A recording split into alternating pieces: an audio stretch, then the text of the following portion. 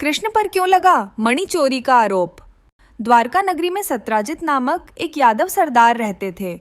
एक बार उन्होंने सूर्यदेव की कड़ी तपस्या कर स्यमंतक नामक दिव्य मणि प्राप्त की, जो प्रतिदिन 20 किलो सोना देती थी। सत्राजित उस सोने को लोक कल्याण में खर्च करते थे। द्वारका नगरी के अन्य सरदारों को ये बात पसंद नहीं थी।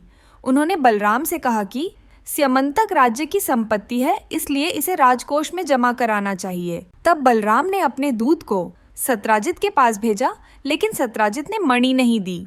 अब उन्हें संदेह हो गया कि श्री कृष्ण उनसे मणि छीनना चाहते हैं, जबकि श्री कृष्ण के मन में कोई लोभ नहीं था। एक दिन सत्राजित का भाई प्रसेनजित शिकार के लिए निकला, तो उसने अपने भाई से स्यमंतक मणि ले ली और शिकार के लिए निकल पड़ा। जंगल में जैसे ही उसने एक हिरण पर निशाना साधा, तो पीछे से एक सिंह ने उस पर आक्रमण कर दिया और प्रसेनजित को मार दिया। सिंह की गर्जना सुनकर गुफा में बैठा रीछराज जामवंत वहां आ गया और सिंह को मारकर मणि अपनी गुफा में ले गया। इधर जब प्रसेनजित का घोड़ा वापस घर लौट आया, तो सत्राजित को चिंता हुई और उसे इस बात का विश्वास हो गया कि श्री कृष्ण ने उसके भाई को मार दिया होगा। तो उसने दरबार में यह घोषणा कर दी कि कृष्ण ने मेरे भाई का वध कर मेरी स्यमंतक मणि चुरा ली है। यह बात पूरी द्वारका में फैल गई।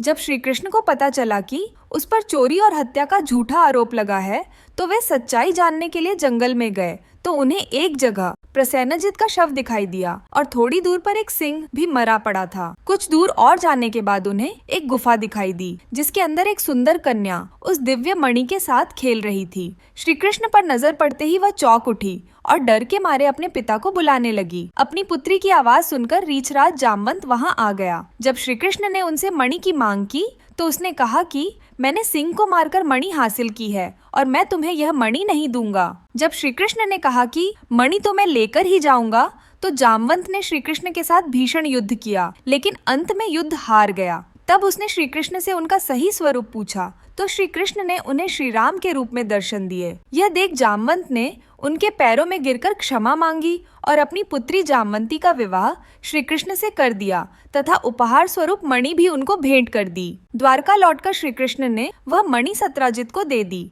और पूरी सच्चाई बता दी। तब सत्राजित ने उनसे माफी मांगी और बेटी सत्यभामा का विवाह श्री कृष्ण से कर दिया। जब सत्राजित ने श्री कृष्ण को मणि देनी चाही, तो उन्होंने मना कर दिया। श्री कृष्ण पर मणि की चोरी और हत्या का जो झूठा आरोप लगा था, वह सत्य के सामने स्वयं टूट गया।